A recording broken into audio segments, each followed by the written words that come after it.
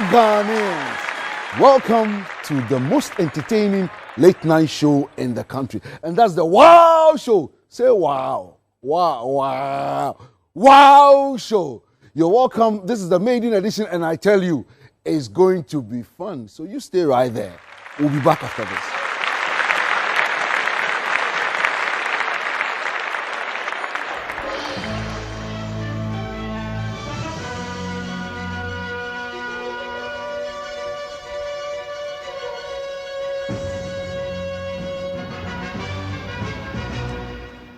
Welcome back. It's the Wow Show.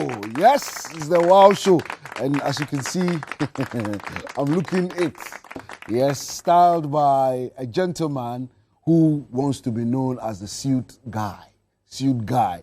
So, I'm a Philly suit. Then, of course, this comfortable swivel that I'm enjoying this moment is also from Cozy Furniture. You see, nice furniture around the studio. We're grateful to them. And I'm sure after the show, we'll be refreshed by Chill Up. It's going to be fun. Now, let's turn our attention to the headlines for tonight. And this come forth from some prominent issues going around the country. Very, very talked about in social media. And the first one is Councillor Lutrot now apologizes to Ghanaians and rape victims for his infamous claim on TV. And this story has a background I'm going to share with you shortly. And more SHS students are contracting COVID-19, and that is serious. And the schools mentioned, listen, it's heartbreaking. And then there's one revealing news out there now, and the former president of the country, who is the founder of the NDC, is revealed that in 2016, he didn't vote for his party. I'd like to make a confession, actually. Was it 2016 we went to the polls? I voted for her.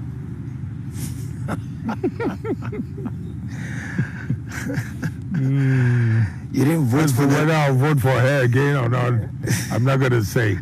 But I did vote for her then. Okay. Because she still deserved it. She did. And what do you think of your party today? And what does that say about your party, actually? Let's hold on to that for now.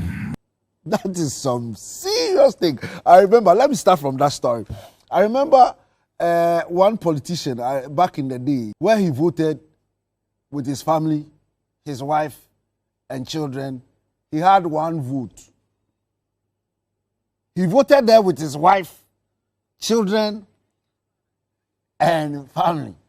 The former president to have said this, I don't know what you make of it, but I'm only hoping that in 2020, he's going to vote for his party, probably after selecting a female candidate as their running mate. So let's hope for the best. But in 2016, Papa Way, or say Narasindala, he won't vote for NDC. But one main thing that is bothering me now is the reopening of schools for children to go and write examinations. And this has started telling us, probably, we thought less in letting them go. Because if you look at what is happening now, Accra girls and other schools, and it says of almost over 14 final year students in senior high schools in the country have tested positive. That is serious.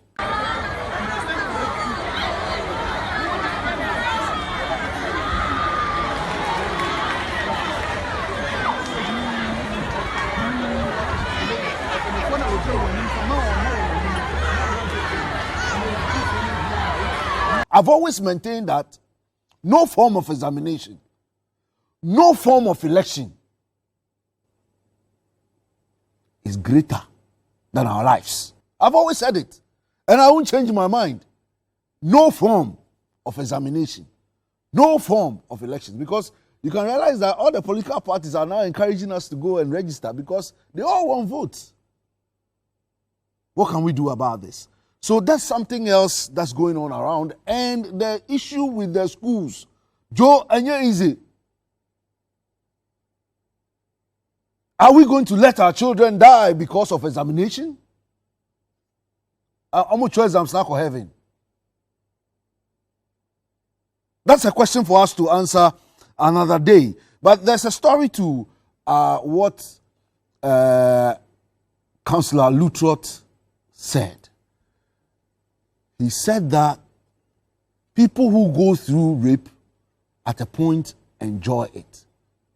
So I asked around and I found a young man who confirmed that rape victims enjoy rape. And I was baffled. And I was asking how rape victims can enjoy rape. And he said that he's been raped many times. This man I'm talking about is about 42 years. And he has been raped about 30 times. It means close to every year, he gets raped once.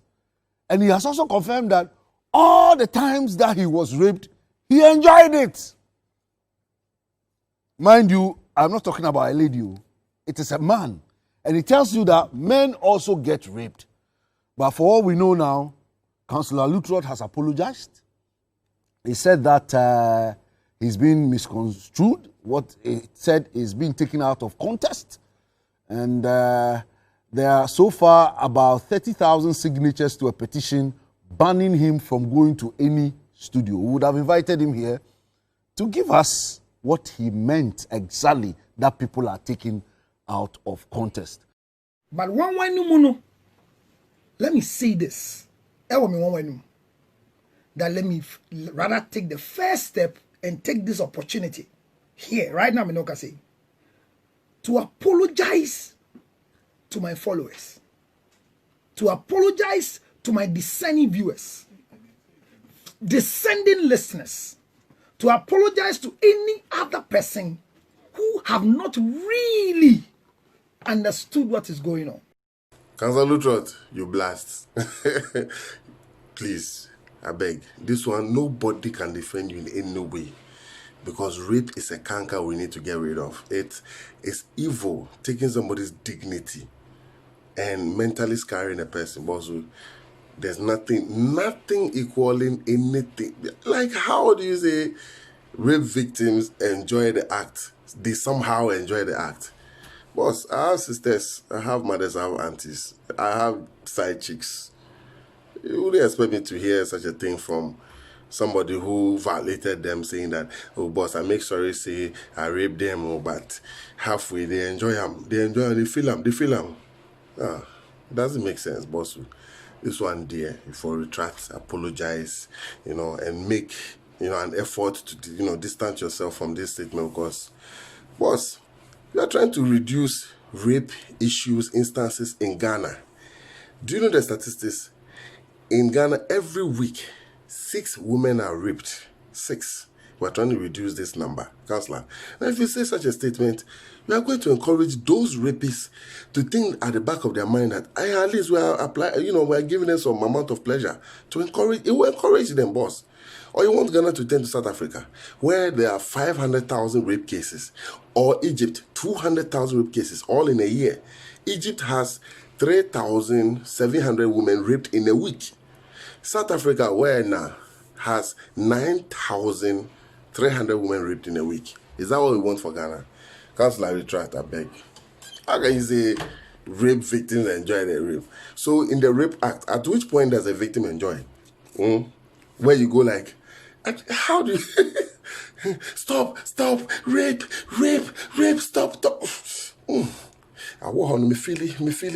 Woman, sabe, pejamina bako, woman, me feel, rape ne law fan, rape a Christian says, rape ngoneke, kalipo, ngoneke, Councillor, seriously. I walk back. This one, let me borrow my English from Obinim. Councillor Lutrot, this thing you are saying, Jesus Christ are watching you. Whatever it was, I don't think that ladies or women who are raped enjoy it. Because the level of force that is applied and all of that is not comfortable for any person. So whatever it is, I will not subscribe to people getting freed or even people thinking otherwise about rapists. Rapists are criminals. Simple and short. Okay?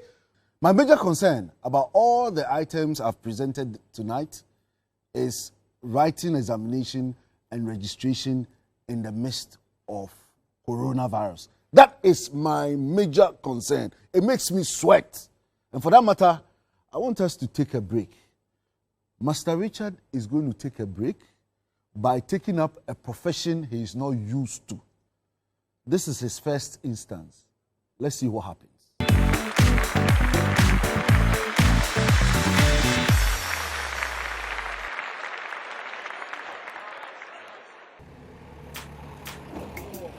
Hey, Joe. Charlie. Let's go taxi me. A heavy power. Charlie. I say 2017. Charlie, I'm too okay. I said, now so relax, kaka. So now so relax, kaka. You. I'll call if I take 7. Maybe I are dropping it. Charlie. 37. Limo. 37, limo. Madam, who call 37? Who call 37? Limo, betrasi. Last one. 37, last one. 37. Yeah, 37. Who call 37? Wow. What's it? Thank you. Yeah, 37. Muna mo 37. Mpachai. Okay. Say that make no. Fairly different. Cause we are take a course on a chauffeur. Car no see limo 2017. Fair no very different kakra. Na say car we shrink say new. Oh, massa. Na we dey memma. One limo, for one limo da. We dey me niku pampo ni baby ah. Air condition we be ah. Me person be so air condition ni so. So, wo dey so. Me so. It's a bunch of what's fairly different. Ah, the only me quite important on me coin. Let us say me here. Ah, na pa ja. They say that person mutia. Ja. Hey, no more fair 3 cities. No more fair 3 cities. Na 3 cities, so take a course on na. Ah, then wo your father for my popcorn account. Ah, shock sir. Me ma 3 cities now on Gia, so I make her back. Because me ni me enti already 7 cities. Hey, Show him that you are a man. If I catch him right now, he is driving like I will slap him. First class. Charlie, Joe. January nana. Metro mashama life nana. Metro mashama life. But all drive it. You see an abuni ameyo. You see one abuni ameyo. Hey, na driver then na hoye no. Drive now drive. Hey, who be see? Hey, driver yo. Hey, riding yame. Si form na be fight. Massa. Hey, si form we be man. If you be man, get down. Driver yo. If you be man, get down. Hey.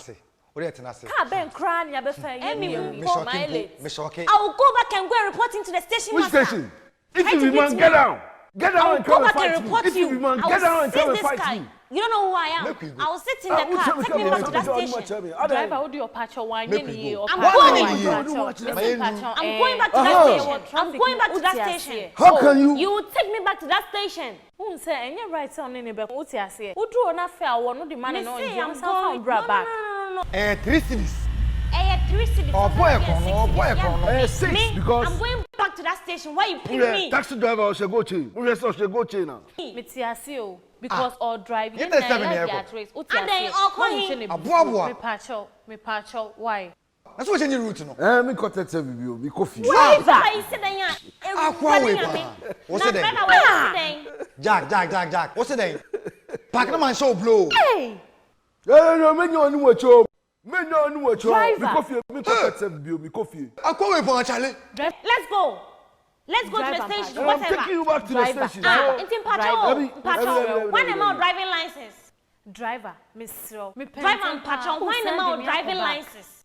Eh? When am I driving license? Charlie guy, Mushai. Never need Mushai. But put it free. Limo, air condition, Driver. music, Driver. O tradition. Can the air condition you?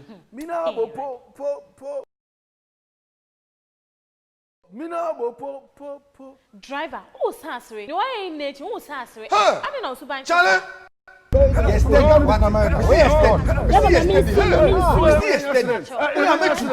Make you free. We reporting to the station. Make you free. Reporting to the station. Brian, yes, steady. Master Pacho. Ah, send granny. Look at this driver.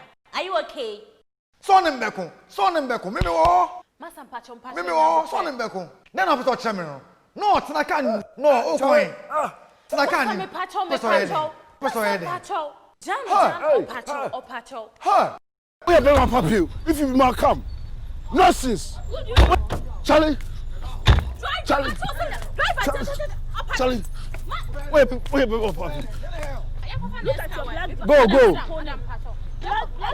I will drive you.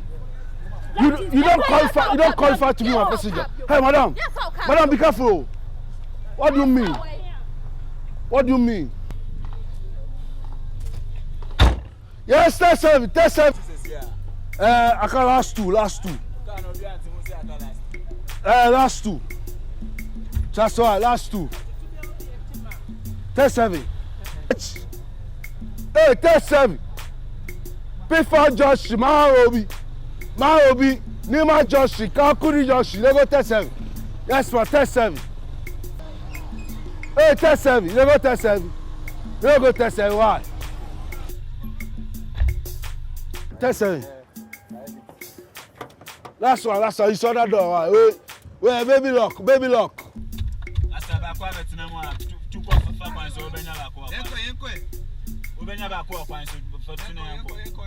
Muna cut test service.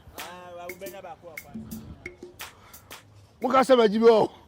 Na obesi aye mansa. Remember my beti aye sa me from cut test service. No. I can't take all men in my car. I said armed robbery cases. No. Dabi. Be the chinam.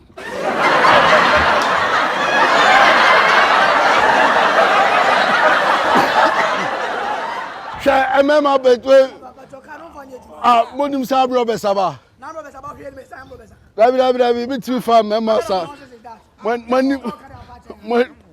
him cry me fe.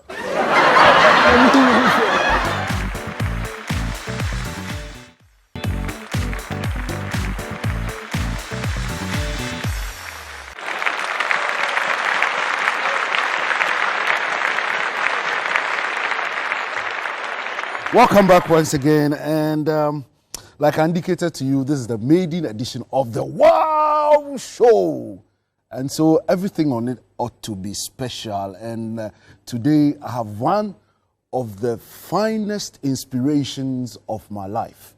It's a man that I met several years ago, almost 20 years or probably a bit beyond that, and he was starting a business that was going to grow into an empire. Yes, he's been an inspiration since. And today, he's here with us on the Wow Show. And he needs no introduction. But I think because his beard is now turned grey, I'll have to reintroduce him. Folks, let's welcome Mr. KOFI AMOABENG to the studios of the Wow Show. Welcome. Yeah, good to see you again. I didn't have money for you to sort of show off anything. There was nothing for you to show off. And same with me. I mean, I just started a business. But at least we clicked and it was really nice. It was wonderful. Yeah. Does it mean that as you climb the ladder, it becomes more difficult? You lose some friends and you are not sure of the new friends that you gain. Because now they know. Because they are coming to you maybe for something, but before your friends were more genuine and more open to you. Yeah, because they had not seen the light at the end exactly. yet. Are you a happy man? Very, very happy person. After all that is going on? After everything that's going on, I will say and say again, I'm a very, very happy person. You mentioned in some interviews in the past that you enjoyed the military. Absolutely. Yeah. I went to the military by default. Okay. sort of. I wasn't sure of my life, so I said, let me go into the military and get some discipline. You were indisciplined at the time? I was quite indisciplined. I mean, quiet or very indisciplined? Very, very, between quiet and very. It depends on where you are. No, I was, those days, national service, my pay was 135 cedis. Okay. And it was enough for most people. Me, I couldn't manage mine. And I was gambling and going out, nightlife, and by the 9th, I was completely broke. So I said, no, this is not going to keep me in Accra. So then I joined the army. So that was the reason why? The main reason why. A form of rectification. I wanted a bit of discipline. Yeah. And I felt there were some guarantees in there. Because if you joined the army, you had 3 square meals, you had a salary, you had a room furnished and everything. So I said, I can't go wrong. Why did you leave the army? Well, I left the army specifically because I wasn't satisfied with the way the armed forces had been turned upside down. Of course, you were not happy about the executions, you were not happy about all the things that happened. Are you happy with former President J.J. Rawlings? Of course, the decisions he took. No, at the time, I mean, I think he was probably influenced by even the masses. Okay. There was let the blood flow, and there was a lot of pressure on him. So, I can't put myself in his shoes, but I'm sure he had a responsibility and had to react somehow. And given his make, as in the person he is, and his values and everything, and his experiences, and the pressures on him. He wasn't much experienced around the time. It was just experiences, I'm not talking about experience in the armed forces. Right. I mean, the way he was raised up, his values, and his respect for humanity and everything comes into play. And plus the pressures at the time. I mean, there were senior officers, some of whom you've killed, and so on and so forth. And it's not Did all of that do this country any good? It depends on where you stand. If you want to ask me as a person, I suppose that's what you want. Yeah. I think it was very unnecessary. And it did not change this country a wee bit. If anything, we are now reaping what we sowed, the indiscipline and so on and so forth. Institutions are broken down, processes don't work. People come out of school and they want to make millions all of a sudden. I see young people who are not prepared to even learn and take their time to find jobs to develop themselves. And this is because when the coups came, you could find a corporate driving a Mercedes-Benz because he was in power. And these things were not there before the coup. So it changed the dynamics of our existence. That motivated your exit from the army? That didn't motivate. That, as soon as it happened, I knew this wasn't for me. I couldn't even face my dad because my dad came to Burma camp and told me, and this is exactly how he said it. He says, I hear the young officers say that they want to run this station. Me, who paid your fees and brought you into this world? Me, I don't have the sense to run this nation. So you're a very stupid man, don't dare. That's how it ended. And I couldn't go against it. I mean, I wouldn't even dare. So you traveled all around, prospecting for jobs. Yeah. And then eventually, what happened? What lighted? I realized that I couldn't go through the process of getting employed and all those things. So I started to do business. So I had to survive. And I started with my next door neighbor, doing business, buy and sell, and all sort of things. Later on, went into importation, and went into all sort of things, sawmilling. I went into contract job. I went into oil. I went into yeah. So and those years, 15 years, were probably the years that I was actually building myself and understanding the system and finding my own, what I like and what I don't like and what irritates me and so on and so forth. It was quite long. I mean, longer. University takes 3 years. Yeah. 15 years is 5 times university period. So I was actually learning and developing myself. And I call that the years of the years that I were in the jungle. Yeah, those 15 years. Yeah, sometimes I was quite successful to a level, then I go down and I find something else and pick up a bit and then go down, but it wasn't stable until I started Unique Trust.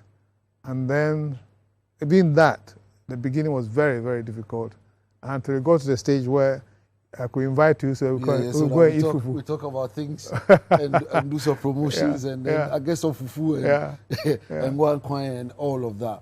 Then eventually when I came back from England some 6 years later. It was a big business. How did you do that magic? It's interesting. I must say that first and foremost, everything came into play. I had formal education up to university level. I was a chartered accountant. I had been a military officer, so I was quite disciplined. I had been the 15 years in the jungle as a business person, owner of SME, learning on the job. So when I started, people said, this is a military man who doesn't know anything and he thinks he can give you money and bully you. It wasn't true. Then I could understand, most importantly, I could understand the people who came to me, the business people who came to me, because I'd been in their shoes. Almost every situation they bring forward to apply for a loan, I knew exactly the situation in which they were. And not only was I in a position to give them the loan, I could advise them too, and I knew where to look for the pitfalls, because I'd been through all that. So, and I had a right team. I started with some military people around me, so we were on the same level. And therefore, we had a good culture. We created a good culture where there was openness, there was transparency, there was trust among ourselves, and we were all virtually on the same page. So it was easy to grow the company and grow it in leaps and bounds. After the initial problem of looking for money, after we've gone past that, the company just saw a lot of growth. Yeah, and it grew from strength to strength. It grew from strength to strength. We started opening branches. We had issues. When we started, we wanted to open the Tema branch, for example. The regulator wasn't too happy that we should have a branch. So we had to find a way of going around it. So I used to call it our liaison office in Tema. Not a branch, but a liaison office. And then when it became accepted, then we opened a branch in Kumasi, then Takoradi, then Kanishi, and the rest. For the financial services non-bank, we had about 16 branches before we started to go into banking. So it did grow very fast. You mentioned the regulator. And right as in Bank of Ghana. Yeah. So would you say that the regulator has been happy with your work throughout these years? Not all the time. I remember early days reports from the Bank of Ghana that our collection methods were too harsh or not too friendly. I don't see why, if you're not paying me, I have to be friendly anyway. And I was called to Bank of Ghana. I think they have ethics committee or something like that. And I said, all I do is I go to their homes maybe 12 midnight. And I don't see anywhere that the law says if somebody owes you, go working hours. And so Bank of Ghana wasn't happy with the way we went on people. Midnight. And then even during Mr. Paul Akwa's time, Unique Trust at the time was almost closed down. That was somewhere around 2004, 2005. What was the reason? I don't know, but when we luckily met the governor, he said we were not liquid and the business virtually was insolvent, and I didn't know where it was coming from. But the directors, we were about 3 of them, and we said, Mr. Governor, tell us why you're saying that. Apparently there was a report which was given to him about July of that year or the year before. But we were having a report which was as at December after the July report, which was quite okay. And we didn't have a copy of the July report. So I had to plead with him and say, listen, Mr. Governor, I have a report dated December, and you are talking about a report dated July, and I don't even have a copy of that. So please, the least you can do is to let us go back and do another audit. And he agreed. After a bit of forward and backwards, he agreed, and the team went back to do another audit, and therefore we were left off the hook.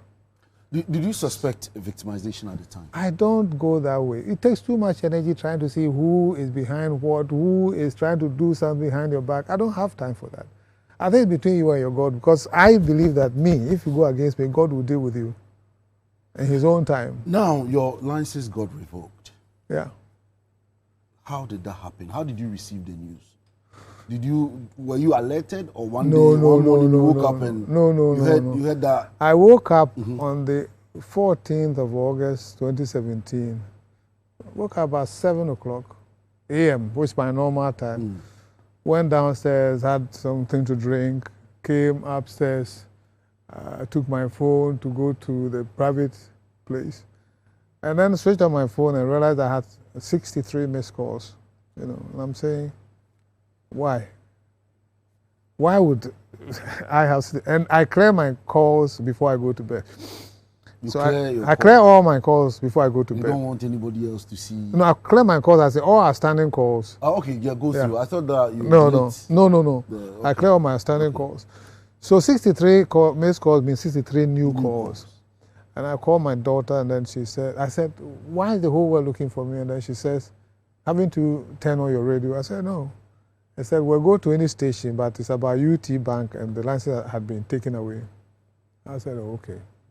So I was probably the only interested party, or the last person who was interested in this case to have heard about this. I heard about it about 8 o'clock in the morning. Any pre-warnings? Absolutely none. Nothing? Absolutely none. That the bank was going to be closed down? Absolutely none. Are you sure, Mr. AMOABENG? Oh. What do I say to you, Mickey? What do I say to you? Because I can sit here and lie to all Ghanaians. I'm not saying you are, but the truth is that's what happened. So how did you take it then? What did you do next?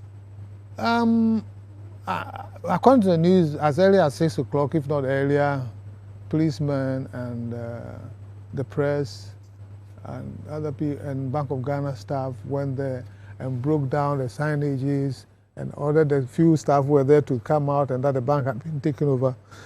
But this I got to know later on. But to come to your question, what did I do? I finished having my shower and then hopped into my car to drive to Accra to see what was happening. But mind you, at the time, I had resigned from UT Bank about 20 months earlier. Okay. So it wasn't my daily responsibility. You know, I didn't have the daily responsibility of seeing to UT Bank stuff. So, except that I was a founder and everybody sees me as UT. More of a member of the board or the board and a member of the board, you know. Okay. So I drove down to Accra and I came to see my partner, whom you spend time with. And I said, what's happening? He's the chairman of the board. And he said, well, he's trying to get hold of Bank of Ghana, But anyway. He also didn't know about it? No, he also didn't know about it.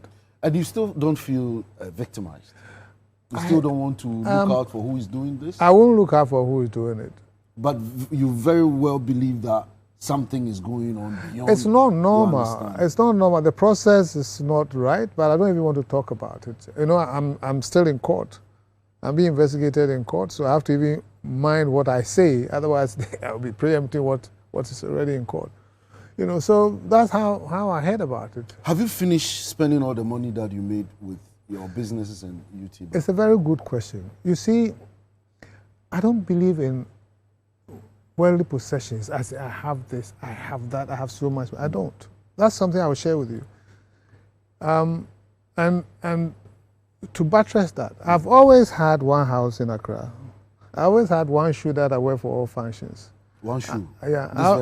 This very one. I've always had one watch. For how long have you been wearing? This one. No, if it gets old, I will change it. But I'll change to one that I always wear. And I'll leave this one in the shop. Like I have a trousers that I've been wearing for the past 3 weeks. No, I'm not. But I want to know the age of this one. This one is probably 4 years. Wow. And that's what you wear to all functions? Yeah. Thank you all. You know, but what I was trying to say is that you were asking me how much the money that I made. I was worth the total worth of all the companies that I created. Okay. I wasn't taking the monies out to buy houses, to buy or invest in other things and so on and so forth, to buy jewelry or so collapsing the business means that your wealth has been taken away from you. Exactly. So as the businesses, especially the bank, started making losses, it was my capital that was actually going away. And then after the bank was taken over, you know, we've got UT Properties, Holdings, Logistics, and the rest. And the government froze the account of all of them, about 27 accounts. Wow. And they are frozen up to today. So I just said, leave it all to God. We'll go one day at a time and see how things happen. So do we go by let me land. Right. So all the money that I made is gone. It's been taken away from you.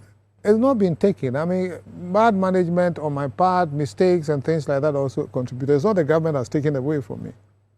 You understand? The bank wasn't doing well. That wasn't the government. The government came in when it said, this is the position of the bank, and I wouldn't let the bank continue to make losses, so it took away the license.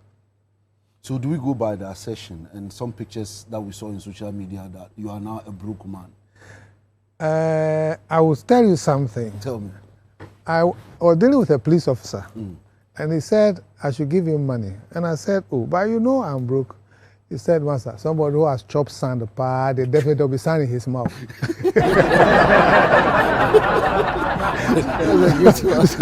so the point is that if you say I'm broke, to the extent that people posted my pictures with my new look and things like that, I feed myself. I still take care of my family and my house, my household, and I thank God for that.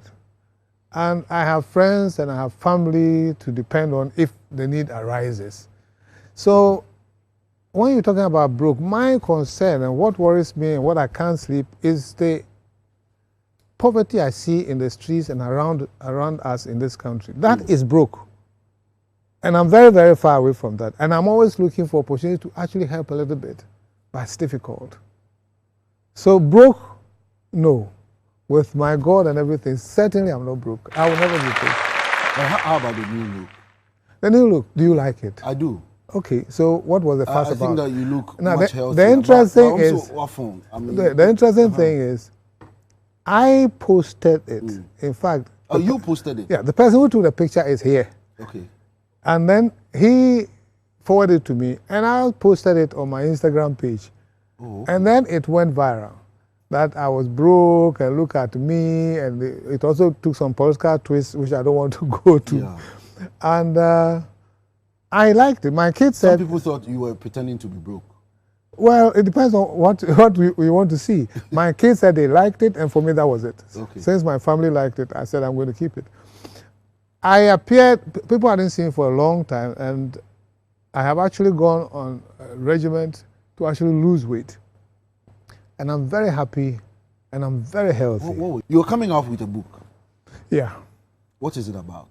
I think it's about my life and the business experiences and everything. I think there's a need to share it with the youth and the up and coming, so they will know what to do and also endure when they hit bad patches. One thing I keep telling young people is that when I started Unique Trust, and I was broke when I started Unique Trust, I was 45 years old. Broker than? I was completely broke. After now I was broke. And that time I was 45 years old. Wow. And I was able from zero to build up to a bank. So you don't rush. Take your time, acquire knowledge and the capacity, and create the values and get a meaningful institution, build a meaningful institution, not one of trying to live off everybody at the same time. You don't run any business at all? Don't forget I'm a pensioner. Okay, all right. So okay. I'm not supposed to... You're not supposed to be working. Exactly. It's your mom president only. It's a good question. Yeah. So, the president is older than me. So it's possible. So president is possible, but even not being president, can't make me want money say. Let me ask you probably one final question. What would you do differently if you're given the opportunity? And I'm talking about lifespan in between you started YouTube and then now. What would you have loved to do differently? I think I am me. And things that I wouldn't do, I wouldn't do. Things that I would do, I'll do them the same. What I mean is, I find that in Ghana, in running a business and a successful business and a big business, you must associate with all sort of powers and power brokers. I'm not that type. Yeah. And if I had to do everything again, I'll do it the same way, except that if I have the experience, the hindsight experience, I probably wouldn't go full hog. I would have probably stopped somewhere. For example, when we got into the bank, I didn't mean to be a banker or to run the bank. I meant to actually quit because at that time I was over 60 years. Okay. But I couldn't because of the other investors and so on and so forth. So to come to your question, if I knew that these things were happening, I would have insisted that I left at the age of 60. Because I told everybody at 60 I was going to quit. You didn't quit. But I stayed too long. For how long more did you stay? I stayed about 5 more years, if not 6 more And years. that has been how many years ago? That's been about 5 years ago. Are you 70? No. I like your maths. Actually, I'm 69. 69? Yeah. Almost 70. You don't look it. I don't want to look it. Because if you grow, you die. Mr. Kofi AMOABENG, thank you so very much. It's been my pleasure. For gracing our maiden Wow show on Yeah. TV3. We're so grateful. I'm and grateful we will continue to pray for you to become more impactful even as you grow older, to the youth. And this book, we believe, is going to bring a lot of change in the lives of people who will read. Thank you very much. That was an interesting conversation I had with Mr. Kofi AMOABENG. Let's take a break. We'll be right back.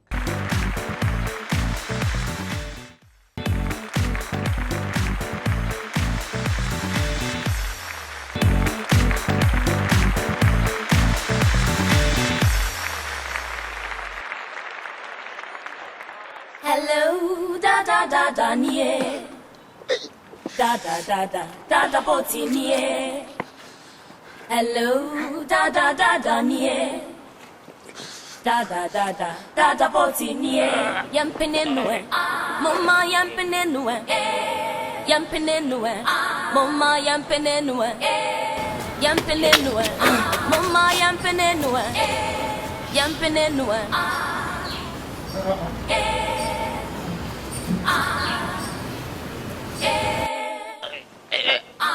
Dadae Oriachia Kochia Botue Oriachia Kochia Dada Botue Oriachia Kochia Dadae Oriachia Kochia Dada Botue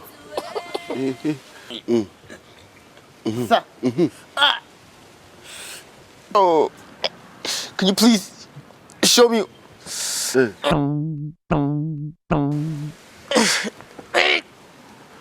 The toilet. Oh, you want to shit. Oh, no problem. Go. Nah. Where? You see where far away? You see down street. Where the car is. And then turn right. Go straight again. You see?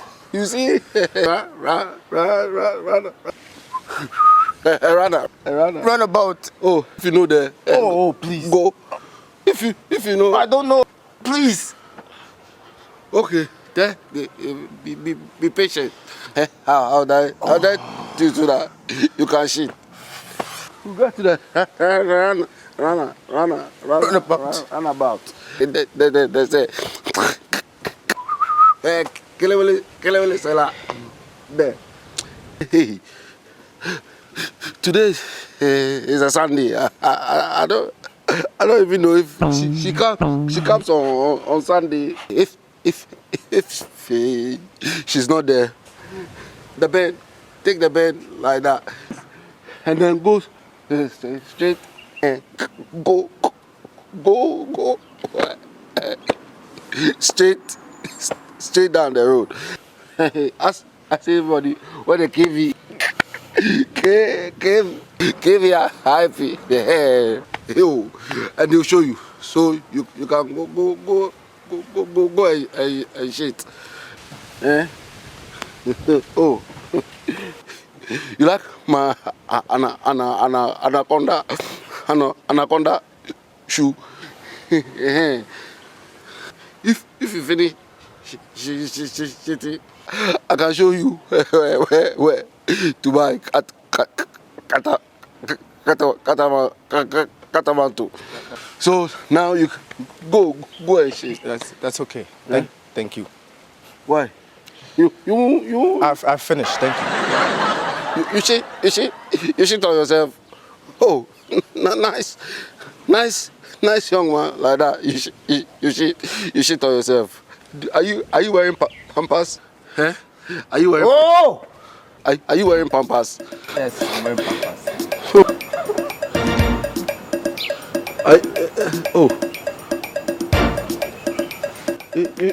You should tell yourself.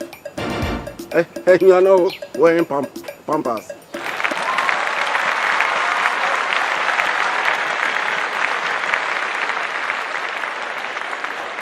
I'd like to say a big thank you to the gentleman who made me look this nice. McLean is his name, and he goes by the name The Suit Guy. Yeah, The Suit Guy. So if you also want to live a suit life, McLean, The Suit Guy, is the one to talk to. And then the sweet finishing you see around here is from Cozy Furniture. Of course, after the show, I'll be refreshed by Chill Up. Chill Up. I'm going to chill up. So you too, chill up. Yeah? It's a Saturday night. Chill up in everything that you do. Like I say, a big thank you for your time. Big thank you to the production team. And we hope that you join us again next Saturday for some more action on the Wow Show. Fellow Guardians, for now, I am checking out and I'll see you when I see you. Take great care of yourself. I am out. Bye.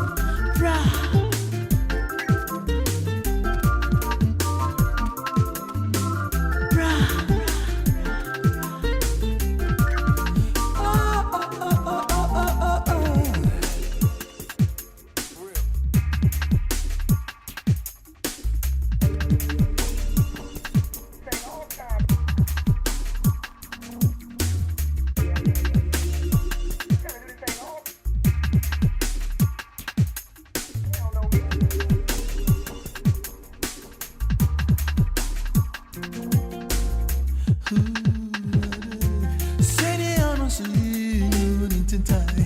Seni chemi kuku nunisye. Seni bunye for you kente. Brami enu yedenu. Seni anan senyoni tintai.